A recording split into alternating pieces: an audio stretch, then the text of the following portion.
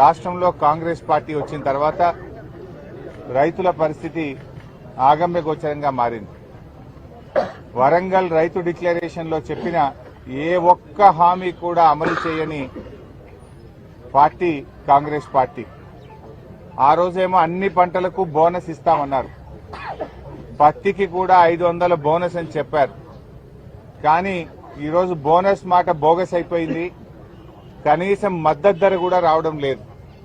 Market yard లో ఇప్పటిదాకా market secretary గారిని కలిస్తే ఆయన ఇచ్చిన పేపర్లోనే ఇప్పటి వరకు ఏ ఒక్క రోజు కూడా ఈ మార్కెట్ లో మద్దతు ధర రాలేదు. మార్కెట్ సెక్రటరీ గారు ఇచ్చిన పేపర్ ఇది, నేనేమి తేలేదు ఈ పేపరు. ఇప్పటి వరకు యావరేజ్ గా 6,500 రూపాయలు కూడా మద్దతు ధర దాటడం లేదు. ఒకవైపు అకాల వర్షాలతోని పంట దెబ్బతిని రైతులు తీవ్రమైనటువంటి బాధలో ఉన్నారు. పెట్టుబడి సాయం కూడా ఇవ్వలే ఈ ప్రభుత్వం. పెట్టుబడి సాయం ఇవ్వలేదు. కనీసం మద్దతు ధరకైనా పంట కొంటారేమోనంటే మద్దతు ధర కూడా రావడం లేదు. అంటే 500 బోనస్ దేవుడికి గాని 1000 రూపాయలు మద్దతు ధర కంటే తక్కువ కొంటున్నారు. అంటే 1,500 రూపాయలు నష్టం. 7,521 రూపాయలు పత్తి మద్దతు ధర అయితే ఈ రోజు వరకు ఈ మార్కెట్ లో కొన్న యావరేజ్ రేటు 6,400, 6,500. అంటే ప్రతి క్వింటాల్ మీద 1000 రూపాయలు రైతు నష్టపోతున్నాడు. ప్రతి క్వింటాల్ మీద మీరు 500 బోనస్ అన్నారు. బోనస్ ఇవ్వాలని చెప్పి మేము ప్రభుత్వాన్ని డిమాండ్ చేస్తా ఉన్నాం. రైతులకు ఇప్పటికైనా ప్రభుత్వం మేల్కొని 7,521 రూపాయలు మద్దతు ధర వచ్చే విధంగా అవసరమైతే మీ జిల్లా కలెక్టర్లను, సీనియర్ అధికారులను మార్కెట్ లో పెట్టి ఈనాం కేంద్రాల ద్వారా పత్తి రైతులకు కొనుగోలు చేసే విధంగా, మద్దతు ధర ఇచ్చే విధంగా ప్రభుత్వం చర్యలు తీసుకోవాలని చెప్పి బీఆర్ఎస్ పార్టీ పక్షాన్ని డిమాండ్ చేస్తా ఉన్నాం. గతంలో కేసీఆర్ గారు ఉన్నప్పుడు 11,000, 10,000, 9,000 రూపాయలు వస్తుంది. ఇప్పుడు 5,000, 6,000కు పడిపోయిందంటే ఈ ప్రభుత్వం యొక్క నిర్లక్ష్యం వల్ల, ఈ ప్రభుత్వం యొక్క తప్పిదాల వల్ల, ఈ ప్రభుత్వం పట్టించుకోకపోవడం వల్ల ఇలా పత్తి రైతులు కన్నీళ్లు పెట్టుకున్నటువంటి పరిస్థితి ఉన్నది. ఇలా రైతులను అడిగితే ఏమంటున్నారు? 10 రోజులైనా సీసీఐ కొనుగోలు కేంద్రానికి పోతే ఏదో ఒక కొరీలు పెడతా ఉన్నారు, తిప్పి పంపుతా ఉన్నారు.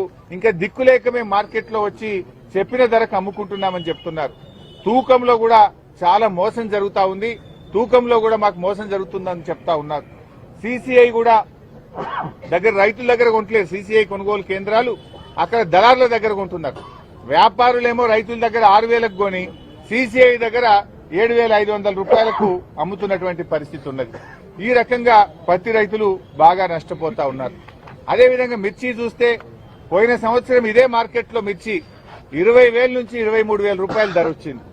ఈసారి నిన్న ఇవాళ మార్కెట్ లో చూస్తే మిర్చి రైతులకు 13,000 రూపాయలు కూడా రావడం లేదు. సగానికి సగం మిర్చి రేటు పడిపోయింది, సగానికి సగం పత్తి రేటు పడిపోయింది. అంటే మరి రైతులు ఏం కావాలి? మీరేదో రైతు రాజ్యమని, రైతుల కోసమే మేమున్నామని మాటలు కోటలు దాటుతున్నాయి, మీ చేతలు గడప దాటడం లేదు. రైతులకు అన్ని రకాలుగా మీరు నష్టమే చేసిండ్రు. రుణమాఫీ చేయక రైతుల్ని మోసం చేసిండ్రు. 15,000 రైతు భరోసాని మోసం చేసిండ్రు. కౌలు రైతులకు 15,000 ఇస్తామని మోసం చేసిండ్రు. వ్యవసాయ కూలీలకు 12,000 ఇస్తామని మోసం చేసిండ్రు. బోనస్ ఇస్తామని మోసం చేసిండ్రు. అన్ని మాయమాటలు చెప్పి ఇవాళ రైతుల్ని నట్టేట ముంచింది కాంగ్రెస్ ప్రభుత్వం. మేము అడుగుతున్నాం, మరి మిర్చి ధర ఎందుకు పడిపోయింది? ఏం చేస్తుంది ప్రభుత్వం? మధ్యలో దళారులు, బ్రోకర్ల పాలిట అయితా ఉంది కదా. ఇలా పోయిన సంవత్సరం 23,000 పాడినటువంటి పాట ఈసారి 13,000కి ఎందుకు తగ్గింది?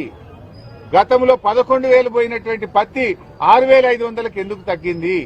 ఈ ప్రభుత్వం నిద్రపోతా ఉందా? ప్రభుత్వం ఎందుకు చర్యలు తీసుకోవడం లేదు అని మేము అడుగుతా ఉన్నాం. మంత్రులేమో చాలా బిజీ ఉన్నారు. జిల్లాలో 3 మంత్రులు ఉన్నారు. ఒకరిపైన ఒకరు పై చేయి సాధించడం కోసం వాళ్ళు బిజీగా ఉన్నారు.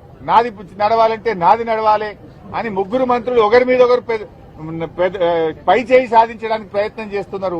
ప్రజల సమస్యలు మాత్రం గాలికి వదిలేసింది. ప్రజా సమస్యల్ని మాత్రం పట్టించుకున్నటువంటి పరిస్థితి లేదు.